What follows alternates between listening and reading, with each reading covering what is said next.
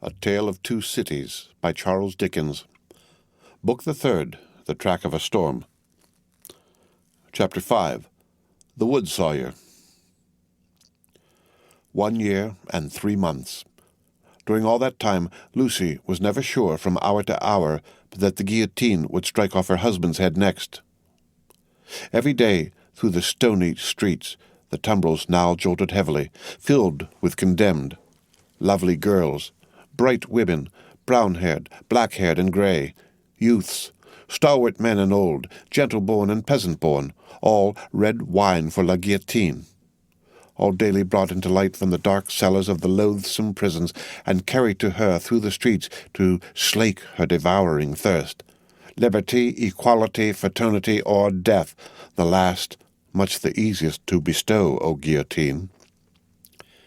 If the suddenness of her calamity and the whirling wheels of the time had stunned the doctor's daughter into awaiting the result in idle despair, it would but have been with her as it was with many. But from the hour when she had taken the white head to her fresh young bosom in the garret of St. Antoine, she had been true to her duties. She was truest to them in the season of trial, as all the quietly loyal and good will always be.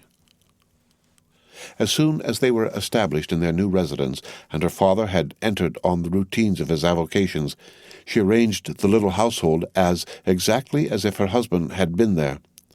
Everything had its appointed place and its appointed time. Little Lucie she taught as regularly as if they had all been united in their English home. The slight devices with which she cheated herself into the show of a belief that they would soon be reunited, the little preparations for a speedy return, the setting aside of his chair and his books, these and the solemn prayer at night for one dear prisoner especially among the many unhappy souls in prison and the shadow of death, were almost the only outspoken reliefs of her heavy mind. She did not greatly alter in appearance. The plain dark dresses akin to morning dresses which she and her child wore were as neat and as well attended to as the brighter clothes of happy days. She lost her colour, and the old and intent expression was a constant, not an occasional thing. Otherwise she remained very pretty and comely. Sometimes at night, on kissing her father, she would burst into the grief that she had repressed all day, and would say that her sole reliance under heaven was on him. He always resolutely answered, "Nothing can happen to him without my knowledge, and I know that I can save him, Lucie." They had not made the round of their changed life many weeks when her father said to her on coming home one evening, "My dear, there is an upper window in the prison to which Charles can sometimes gain access at 3 in the afternoon. When he can get to it, which depends on many uncertainties and incidents, he might see you in the street, he thinks, if you stood in a certain place that I can show you. But you will not be able to see him, my poor child, and even if you could, it would be unsafe for you to make a sign of recognition." "Oh, show me the place, my father, and I will go there every day." From that time, in all weathers, she waited there 2 hours. As the clock struck 2, she was there, and at 4 she turned resignedly away. When it was not too wet or inclement for her child to be with her, they went together. At other times she was alone, but she never missed a single day. It was the dark and dirty corner of a small winding street. The hovel of a cutter of wood into lengths for burning was the only house at that end. All else was wall. On the 3rd day of her being there, he noticed her. "Good day, citizeness." "Good day, citizen." This mode of address was now prescribed by decree. It had been established voluntarily some time ago among the more thorough patriots, but was now law for everybody.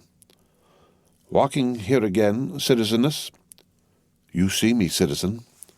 The wood-sawyer, who was a little man with a redundancy of gesture, he had once been a mender of roads, cast a glance at the prison, pointed at the prison, and putting his 10 fingers before his face to represent bars, peeped through them jocosely.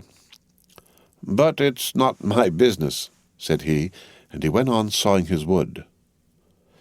Next day he was looking out for her, and accosted her the moment she appeared. "What? Walking here again, citizeness?" "Yes, citizen." "Ah, a child too. Your mother, is it not, my little citizeness?" "Do I say yes, Mamma?"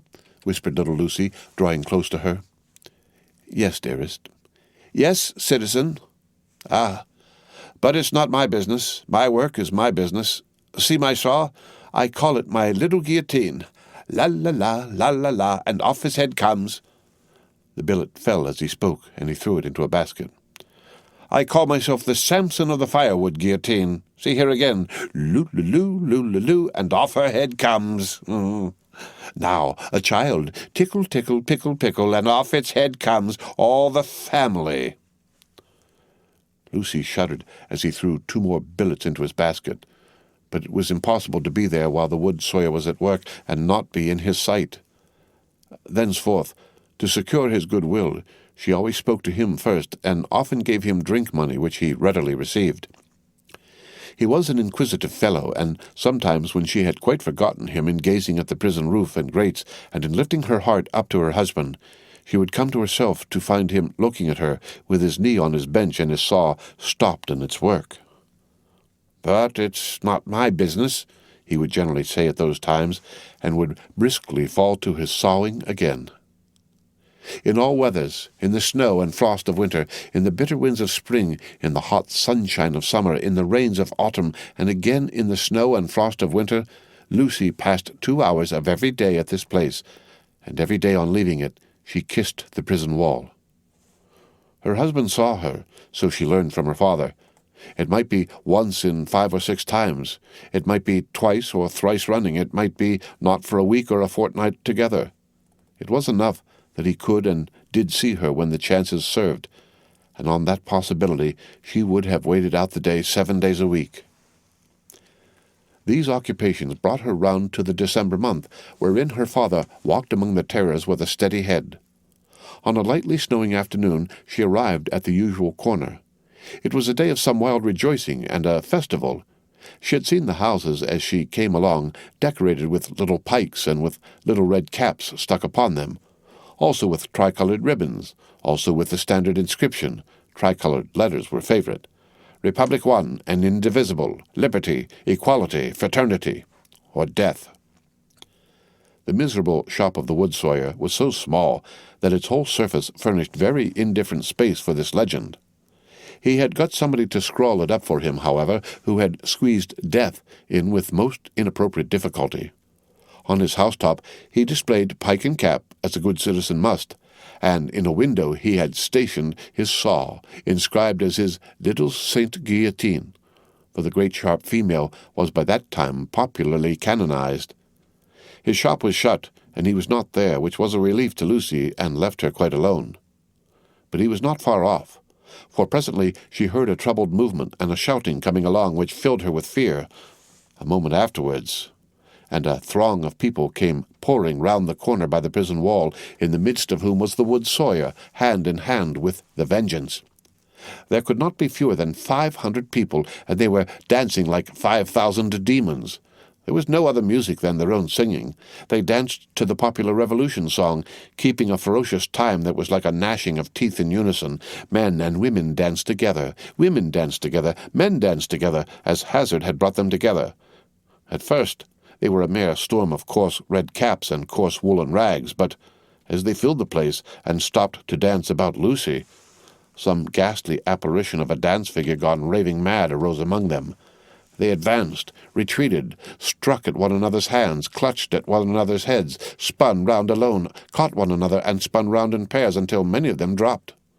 While those were down, the rest linked hand in hand, and all spun round together.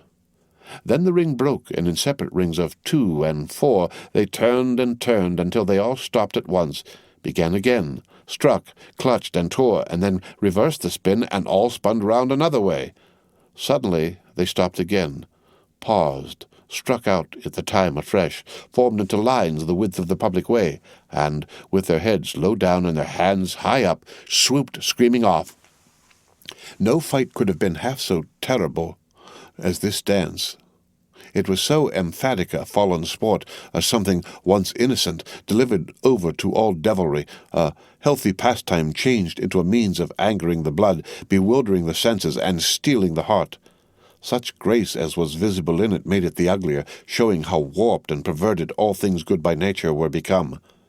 The maidenly bosom bared to this, the pretty, almost child's head thus distracted, the delicate foot mincing in this slough of blood and dirt, were types of the disjointed time.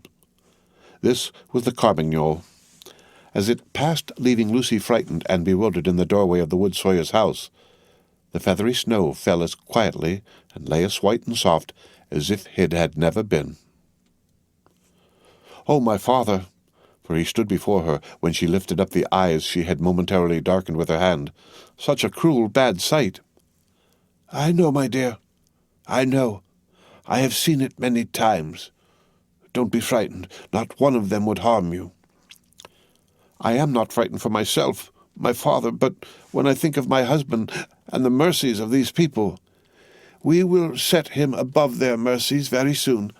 I left him climbing to the window, and I came to tell you. There is no one here to see. You may kiss your hand towards that highest shelving roof." "I do so, father, and I send him my soul with it." "You cannot see him, my poor dear?" "No, father," said Lucie, yearning and weeping, as she kissed her hand. "No." A footstep in the snow. Madame Defarge. "I salute you, citizenness," from the doctor. "I salute you, citizen." This in passing, nothing more. Madame Defarge gone, like a shadow over the white road. "Give me your arm, my love. Pass from here with an air of cheerfulness and courage for his sake. That was well done." They had left the spot. "It shall not be in vain. Charles is summoned for tomorrow." "For tomorrow?" "There is no time to lose. I am well prepared, but there are precautions to be taken that could not be taken until he was actually summoned before the tribunal. He has not received the notice yet, but I know that he will presently be summoned for tomorrow and removed to the conciergerie. I have timely information. You are not afraid?" She could scarcely answer. "I trust in you." "Do so implicitly. Your suspense is nearly ended, my darling. He shall be restored to you within a few hours. I have encompassed him with every protection. I must see Laurie." He stopped. There was a heavy lumbering of wheels within hearing. They both knew too well what it meant.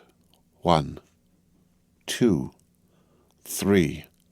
3 tumbrils faring away with their dreaded loads over the hushing snow. "I must see Laurie," the doctor repeated, turning her another way. The staunch old gentleman was still in his trust, had never left it. He and his books were in frequent requisition as to property confiscated and made national. What he could save for the owners he saved. No better man living to hold fast by what Tellson's had in keeping, and to hold his peace. A murky red and yellow sky and a rising mist from the Seine denoted the reapproach of darkness, but it was almost dark when they arrived at the bank. The stately residence of Monseigneur was altogether blighted and deserted.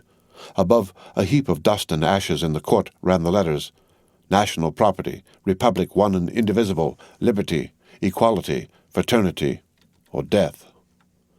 What could that be with Mr. Laurie, the owner of the riding-coat upon the chair, who must not be seen? From whom, newly arrived, did he come out, agitated and surprised, to take his favourite in his arms?